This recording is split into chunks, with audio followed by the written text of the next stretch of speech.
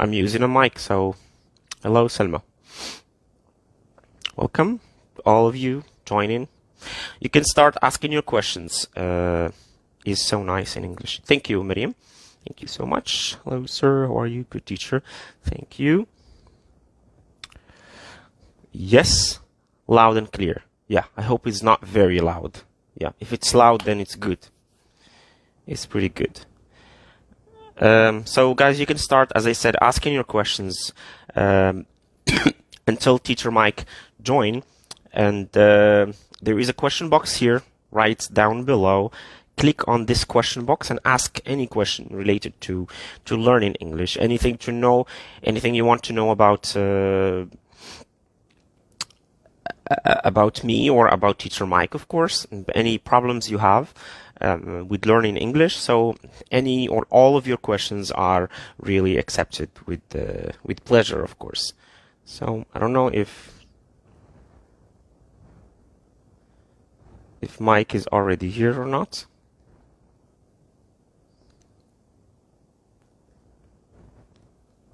I'll try to invite Mike.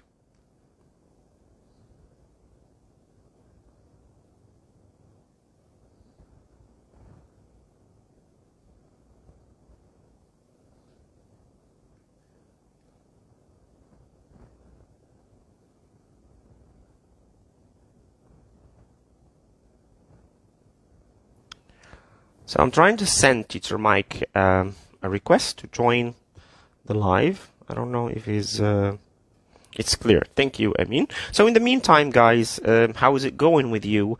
How is the weather in your city? I want you guys to tell me in the comments where you're from in Morocco. Or if you're outside Morocco, you can tell us which country are you from. Not very loud to the extent it's gearing to the senses. Your voice is good. Thank you. Thank you so much, Mohammed.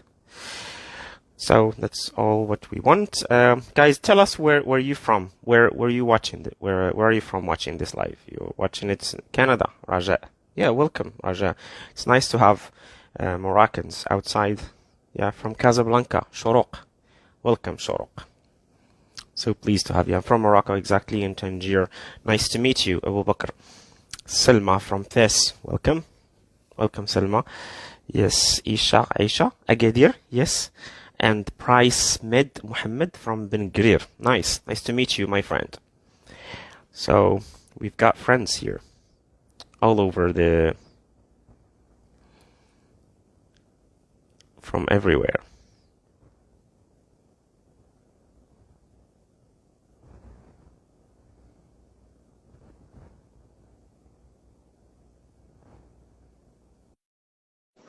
Okay, so I guess Teacher Mike is already here. We're going to start from Marrakesh. Hello. Hey, brother, what's up? I'm good. I like the costume, the Santa Claus costume. Well, it's not a costume. It's just a Santa hat and a Christmas sweater. So a lot of people say that as a costume, but it's definitely not a costume. Just the All hat. right.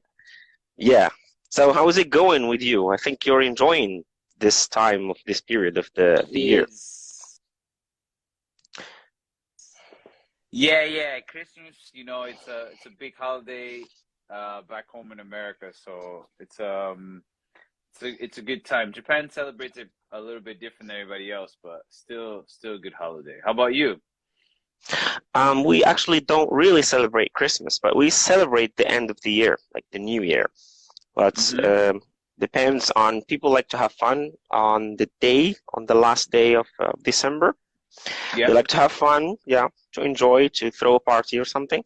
But there isn't anything like special, since Christmas for us, or Christmas in general, is a religious celebration. It has to do with religion. So people here in Morocco are Muslims, so some people, they don't like to celebrate it, but there are others who like to do stuffs like this. Yeah. They don't. A lot of people back home in America, at least when I was working, we wouldn't say like Merry Christmas anymore. We would say Happy Holidays, because some people wouldn't celebrate it. So you had to respect everybody's wishes, Yeah, of course. So, Teacher Mike, I'm so pleased that you accept my invitation to join me in this live. Sure, man. Sorry it's late. I'm pretty busy. Yeah, I know. We've actually scheduled one before, but we couldn't. That couldn't happen. But now it's happening. So I would like to start with you telling us about a little bit about yourself. Who is Teacher Mike? What do you do? Tell us about your experiences. What do you exactly focus on in teaching English? And Well, my name is Mike from New York City, born and raised. My parents are from Dominican Republic, so when I was first born, we only spoke Spanish at home, and then we spoke English in school. And mostly, my grammar school was exactly the same way. Most of the kids' parents were from Dominican Republic, so we all grew up bilingual. And yeah. then around 10 years ago, I moved to Japan. So I used to be a teacher in New York City, and then I moved to Japan. And then what happens is most of my students that I teach are just people who usually travel and they just do English as a hobby. So when I teach English, I just try to focus on the bare minimums first.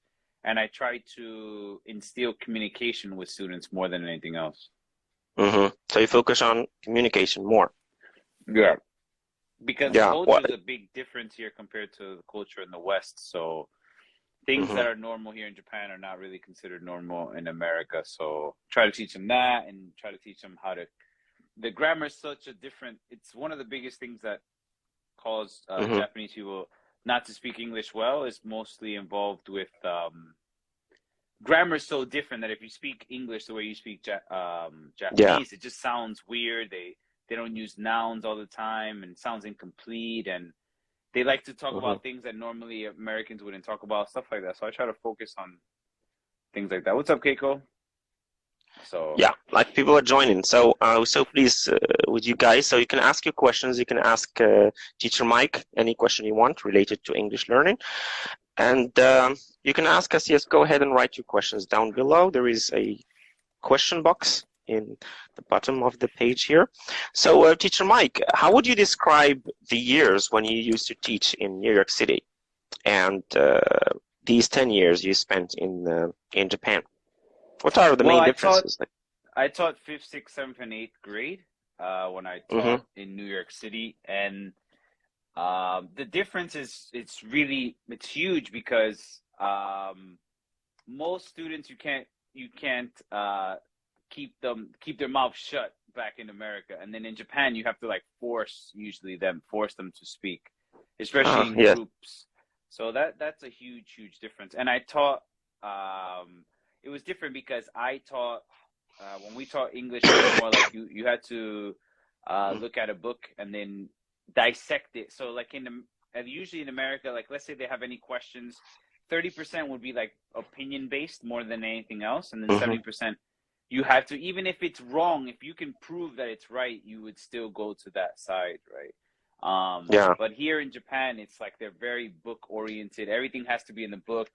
They don't really focus on opinions here, so that makes it quite difficult when you're teaching because, like I said, kids back home, it's like, please just be quiet for like a second. I gotta teach this to you. And then here in Japan, they're just quiet all the time. So sometimes it feels. So the challenge in Japan is to get students to talk to. Yeah, definitely. It's, because here it's most of the young students don't really care about English, so you have to force them to speak. Are you teaching adults right now, or are you focusing just on? My youngest is 2 years old, and my oldest is 84. Oh, 84. So you're teaching like almost every age, all ages. Literally everything. The only thing I don't teach yet is coming out the womb, but other than that, everything else. Yeah. That's amazing, actually, to be able to teach, because when you speak about teaching kids, it's totally different experience from teaching adults or teenagers. When you teach, I think the hardest is like 12 to like 16, 17, 18, they kind of get the drift of it. But like the 12, 13, 14, 15 is kind of like that era where they learn, what's the word I'm looking for? they want to be socially accepted, at least here. So some of them, they don't want to get made fun of, or they feel socially inept, or something like that. So it makes it really difficult. So those classes seem to be way more quiet, and they know more than the young kids. The young kids is really adventurous and stuff like that, but the older kids they get really shy. They don't want to be made fun of by their peers, and those classes I find it to be one of the most difficult. Yeah, I've seen like many teachers, many Americans teaching in Japan, like or China, or Asian countries in general.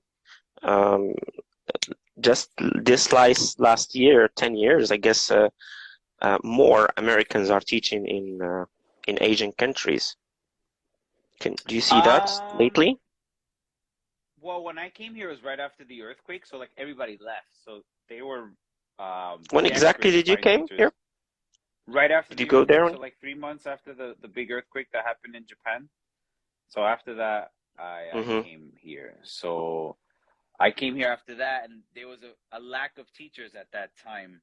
And I think the reason why they go to China and Japan is just, especially people from America and England, it's more to do with the pay, because you can go to other countries, they're interested, but the pay is so low compared to Japan. Not only that, like if we didn't come to those countries with debt, we have so much debt from college and stuff like that, we can't afford to move to another country because we got to pay that back. So if that was like more competitive, I think a lot of people would move to other countries, because most of us, you know, when I left, I had huge amounts of debt that I had to pay off. So I couldn't go. I remember I was looking into Thailand. I really wanted to go to Thailand, and it was just the pay was not even. I couldn't even pay like my college loans with that. You know, that's one of the reasons why people don't go to certain countries. You know. Yeah, I've seen your videos, and guys, if you haven't checked Teacher's Mike channel or Instagram account, you can go and have a look. He's making videos, fun videos actually, to teach English. I've seen many of your videos with Stu, which I had the honor to invite before. Yeah, he's a friend of yours. Did you meet in Japan, or? Yeah, so what happened was when we first started making, what happens is when I first started making Instagram videos, I was trying to link up with like Japanese English teachers, and it was really, really difficult.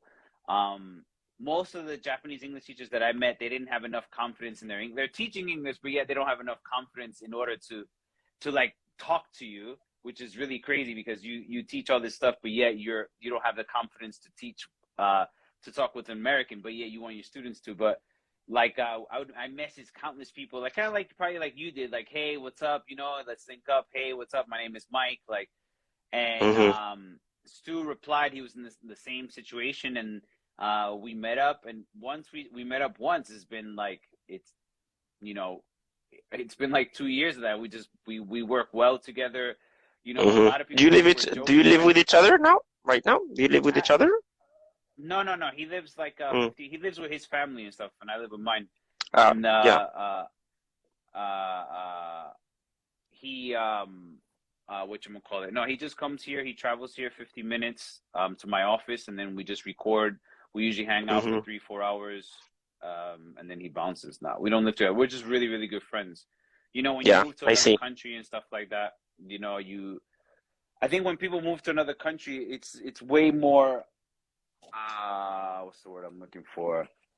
You try to stick with what you know, and things here are so different compared to back in the States that once you hang out with somebody and you kind of vibe with each other, you know, you stick by each other. So I see like the method I see the videos you were making with the teachers too. You try to make it funny. Do you think it's really important in classrooms, speaking about classrooms, actual classrooms, to include some fun? That's really funny. So like I had this really funny, this lady came up to me and she was like, oh, I seen your YouTube.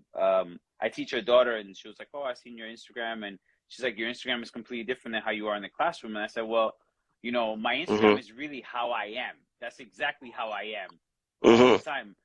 But the point is, we got 50 minutes once a week, I can't mess around. If I start messing around, your daughter's not going to learn anything. Yeah. She's going to have a good time, but That's she's not going to learn anything, and you want to see results. So when you see me on video, I have a good, even in class, I have a good time. I'm kind of like a jerk in the classroom, like on purpose. I want to make, like, I want to be like that tough teacher, but actually I got a really soft heart, because kids need, in my opinion, they need structure. They need, you got to be strict. You got to keep them on point, because if not, kids will just let loose, especially young kids, you know. You give them a hand, they'll take your arm. So it's a lot of that, you know. So I'm the way I am in the videos is actually how I am. Like, someone said to me that I look like just like a puppy all the time, like I'm all hype, and I am like that. Like, I'm kind of over the top, but I'm not like that in class, because I don't have a long time, and I try to get as much information as I possibly can in the classroom, because I know it works. So, you know, but I think if the one thing that I like, the compliment that I get, is a lot of people who take my classes, they go to America and they're like, thank you so much. Everybody talks like you. I don't dumb down my English. I don't slow it down for anybody. This is how I speak normally. I curse. I don't speak the vernacular all the time the way it should be. I don't work. And that's the way actually Americans speak, because when people travel overseas, they're astonished how Americans don't speak correct English. We don't. Yes. You know, and no one really cares. People who are learning English are they're so strict on grammar. Nobody cares in America. Only you care. So focus on communication, focus on understanding who you want to communicate to, focus on not being like strange. That's the hardest part. I think a lot of people, when they're learning English, you know, they just want to talk to you because they want to practice your English. And, you know, it's like you have a skill and then someone just wants to practice your skill. It's kind of annoying. Learn how to communicate with people, learn how to be one-on-one with them, learn how to the culture, and then I bet you that your English it'll be way, way better. Because Americans don't really care as much as people think, sadly. We don't. But this is only, I guess, this is only for people who are planning to travel overseas, to go to the United States. But those who are like students working on you know, research projects or something, their English has to be accurate, and they should focus on grammar.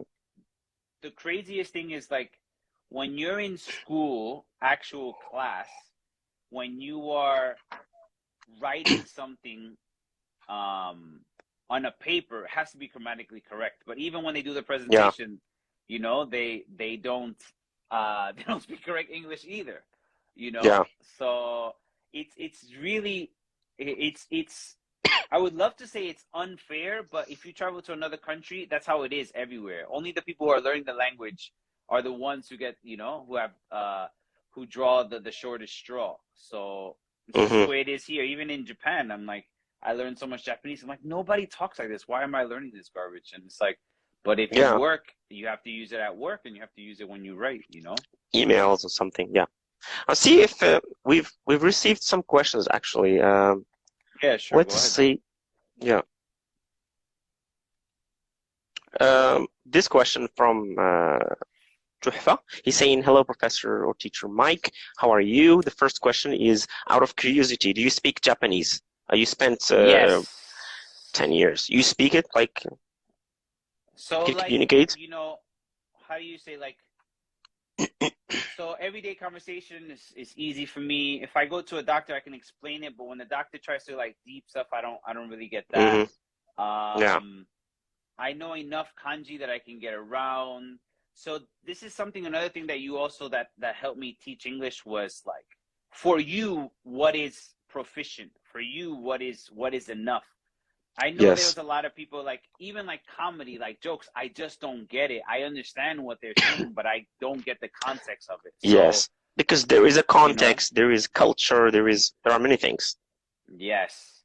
But not only that too, it really depends. I don't know if you've ever felt this, but like Japanese is a pretty strict language. So sometimes I feel like I'm saying it correctly, but they don't understand me. So it's like, I'm saying it right. Why do you know, like, whatever, my accent or whatever, but you know, that's excuse me, Teacher Mike, that's a problem most English learners face. Like, sometimes they learn enough vocabulary, they learn enough expressions, and sometimes they don't get to understand all what they hear.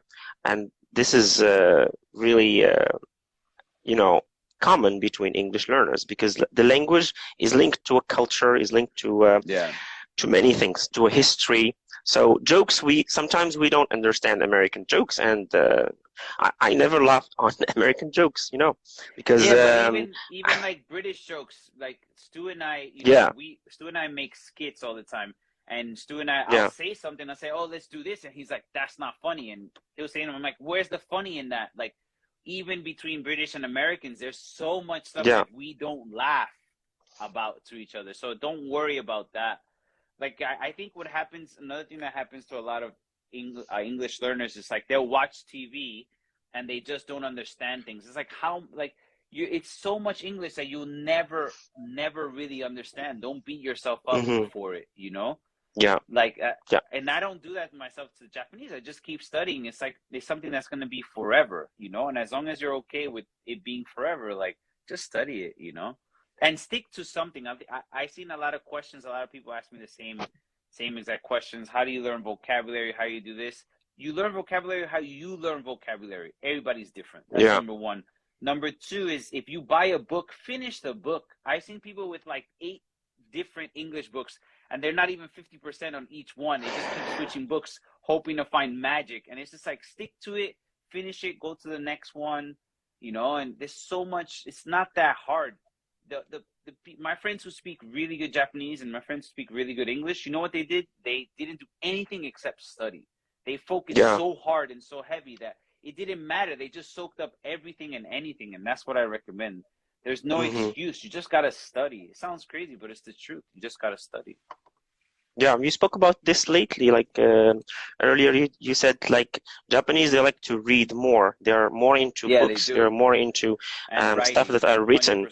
And do you think that for learners, especially for beginners, some of them, they do the same thing. They go and read books and study course books, a lot of things, but they have this lack of communication. So you think one day they will be able to speak English with just books? No. Yeah. So that's the problem. Excuse me. Like in our country, in Morocco, students, they study French because we have French as the second language here in Morocco, and we study French from the first grade of the primary. Like 12 years of study in French doesn't make Moroccan students speak French. At the end, when he graduates, like. Even when you ask him a question, it's really hard for him to. But he does well on tests, on exams. He passed all of that. But when it comes to communication, to speaking, he fails. So there's this type of job in Japan that men or women, they get paid to talk to people, right? So it's like you go drinking and you get paid, and there's countless bars where there's men and women from different parts, from different countries who go there and they don't speak the local language, right? So, you know, like the idiom, what is it? You're drinking water from a fire hose. Like they're just in it, you know, they start learning in it.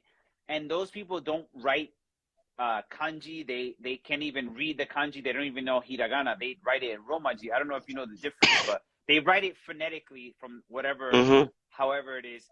But they speak the language because they're learning like through communication from the beginning, right? So if you're learning through books, guess what? You're not probably, the chances of you being able to speak are so slim.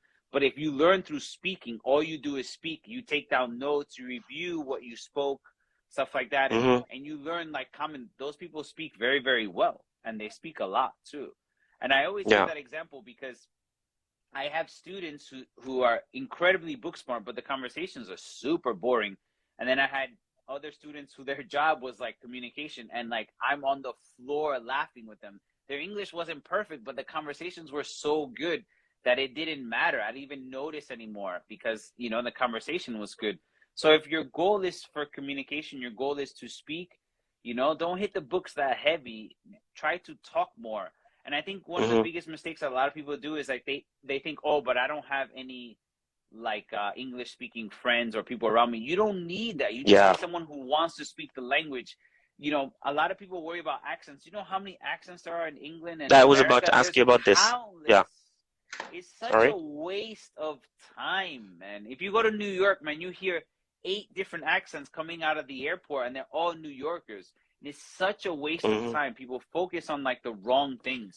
It's such a But waste. sometimes it's really for some learners when they see other people speaking, they want to sound like them. For them, that's English. If they can't like imitate the sounds, imitate annotations, stuff like this, they feel like down, you know, in themselves. They feel that they're not really good at English, even if they have vocabulary, even if they have expressions. You see, do you know the show Modern Family? What is that girl's name? Modern Family? Yeah, no, it's a TV show, American. Yeah, there's a girl named Sofia Guerrera.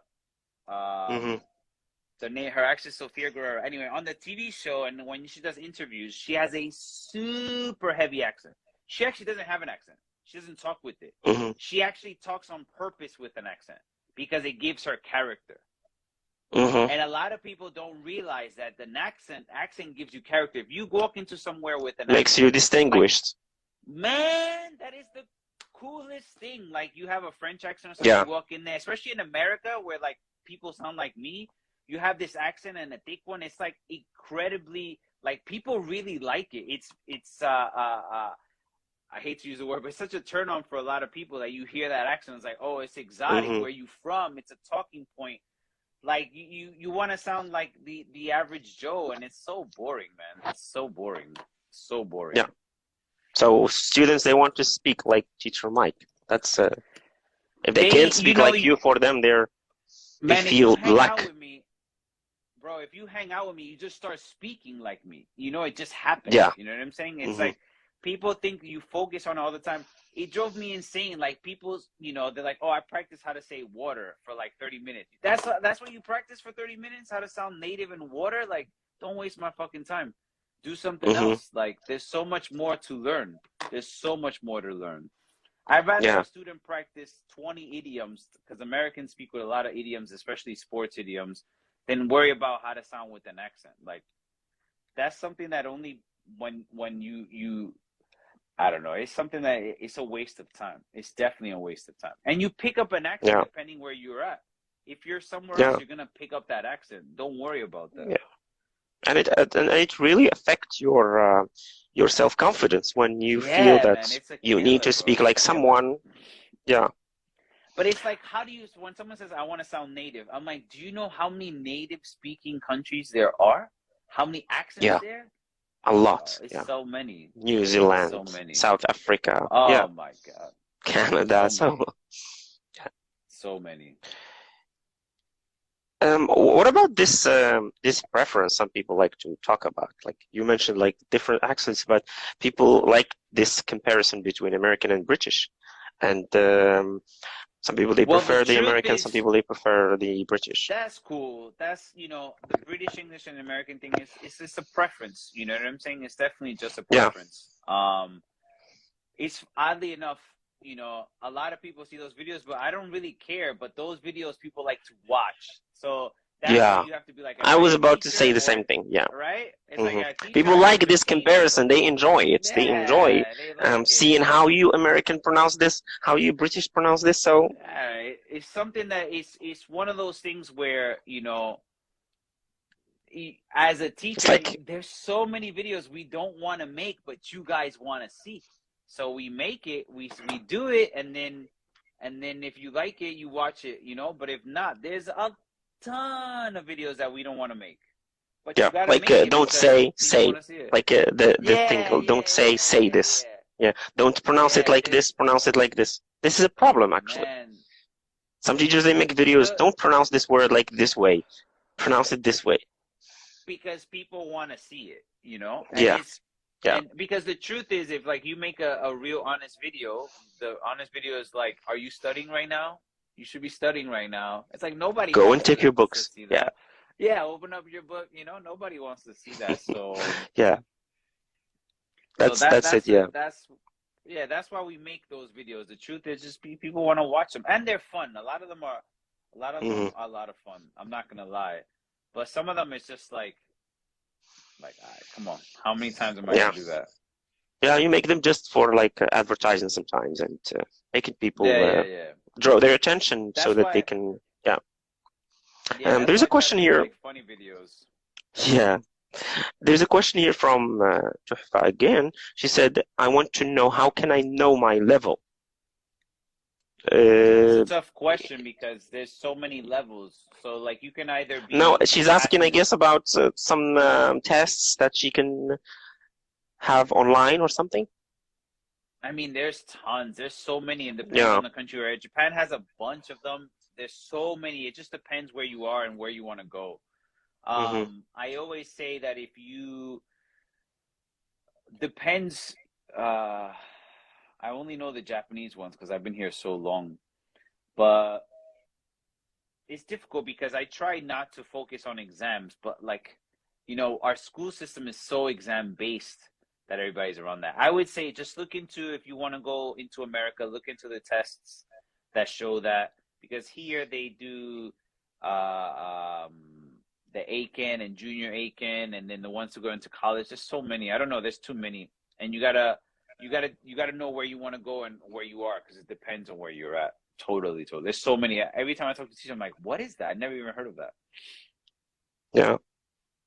But there isn't any like tests you recommend or something? No. No, and probably Okay. the test that I know you guys wouldn't know unless you live in Japan. So that's kind of like a crutch. Okay. So there is Simo here asking, saying, I have a lot of vocabulary, but I don't know how I can use them in writing, I guess, and speaking means. Yeah. Mm. Well, I So guess in sometimes that, students feel like they have a lot of vocabulary into their head, but when it comes to using these vocabulary in writing, just they're not there. I think that when it comes to that, it's really lack of usage. So like one of the things that I noticed is like when you come to Japan, everybody kind of speaks the same way, English, which I'm like, why do you guys speak the same way? But that's what they all learned in school. So it depends how many times you're using that word. So I would say that you should challenge yourself to have a set.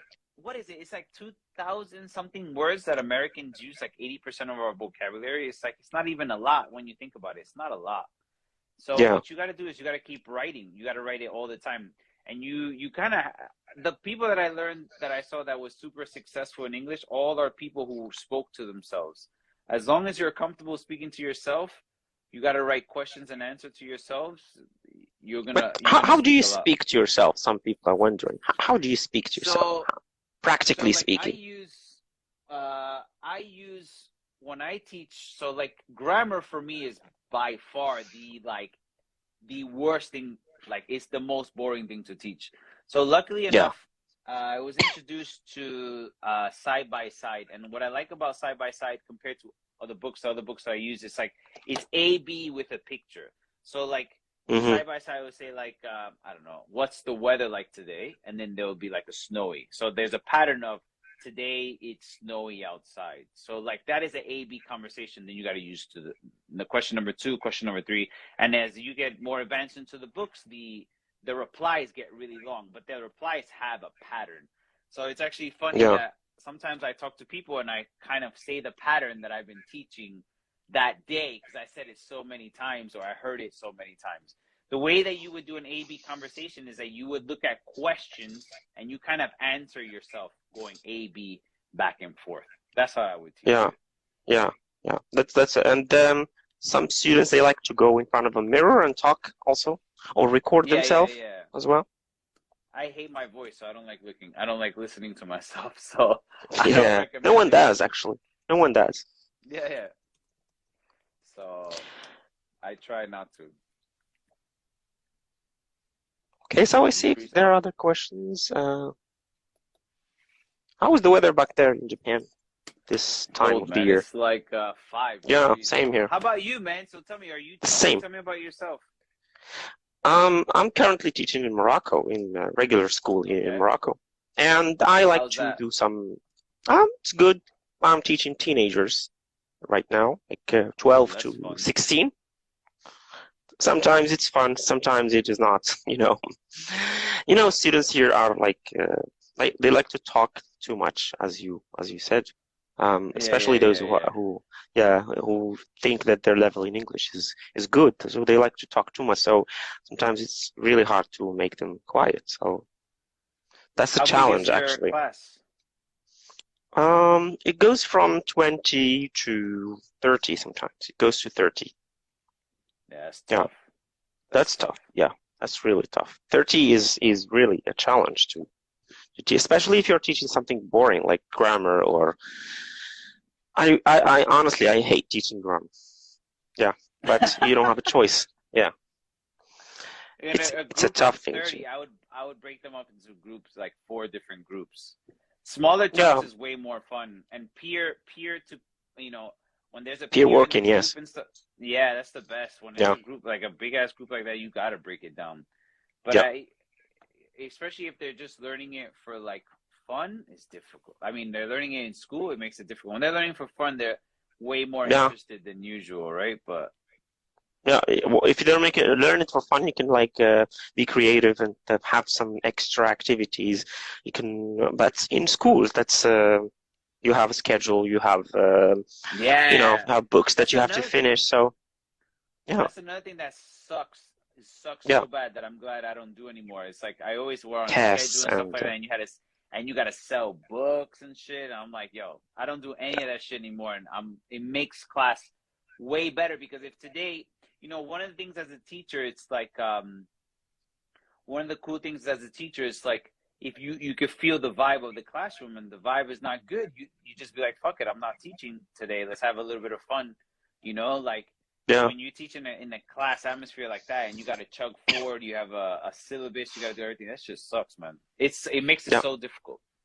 I feel like you're bound to something. Like you never feel Yeah, free to teach, to do whatever you want.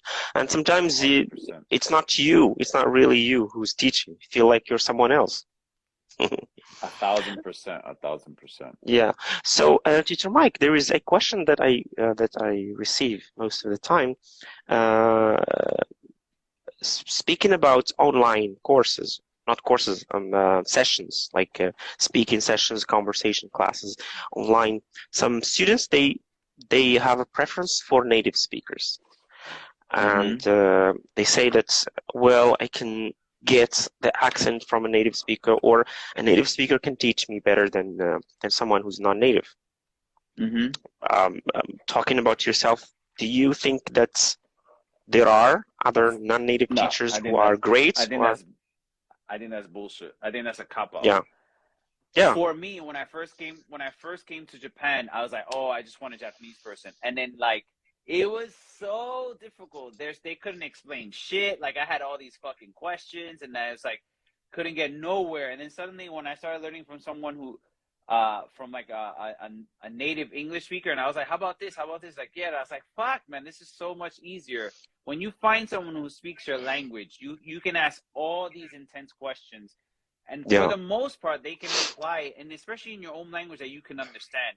And you get through these Hmm. big hurdles that you would necessarily, you wouldn't have with just a native speaker all the time. When you speak to a Hmm. native speaker, you get a true accent. Like I said, you get a true quote unquote true accent. But to say that a non-native speaker can't teach you is complete bullshit. That is the Yeah, biggest crock of shit I've heard in my life. And if you hear someone say that to you, tell them to go fuck themselves because yeah. that person can break the It's language it's down to you racist. so It's much racist better. as It well. is. This just sucks. Yeah, It's stupid. yeah, It's so stupid. You know, yeah, the only thing that I don't like is I don't like teachers teaching things and then they don't practice what they preach. That shit pisses me off.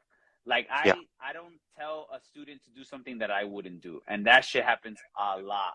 A lot of teachers they tell their students to do shit they normally wouldn't do. And that pisses me off. Other than that, yeah. it's all They good. tell them to read, but they don't read, Yeah. for It's like, example. come on, man. Yeah, yeah.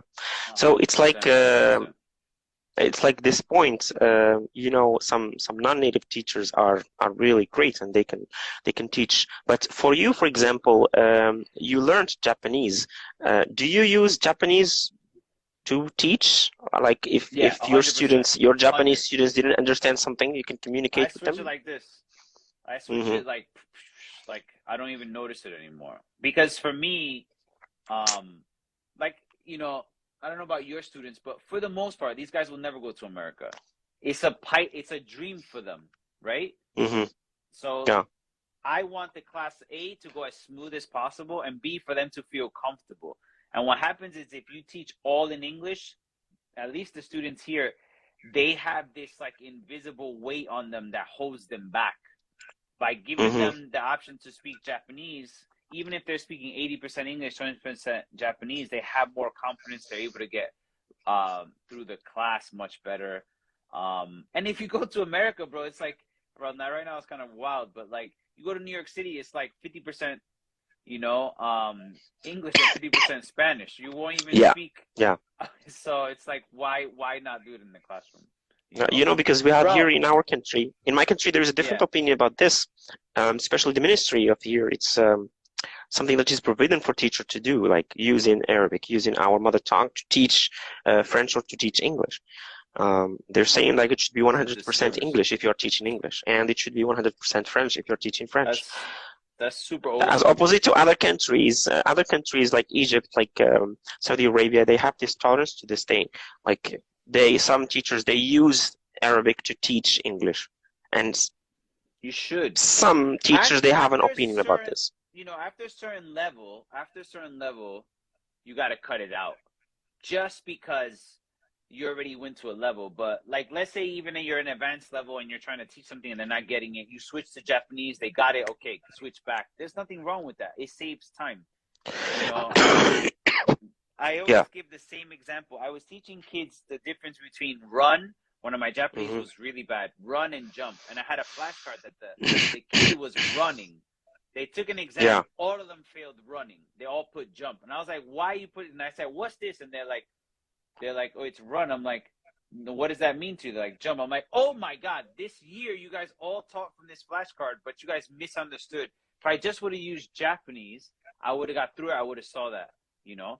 So it just depends, but I don't see the problem. I don't see why. After like when you're whatever, like if you say 1, 2, 3, 4, you're like level 3 and 4, you shouldn't need it.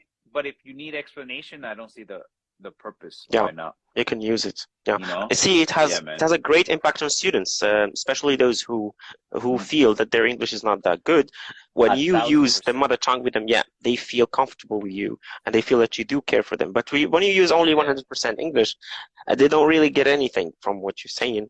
No. You're not really serving any purpose. You're just like some teachers, they try to show off with their English in front of students who are just beginners. Yeah, I've seen that. That's not really helping. Yeah. I've seen that, and that shit sucks. Bro, listen, I gotta go. It's already gonna be 11 o'clock here. Yeah, sir. I was just about to end it. Yeah. Thank you so much.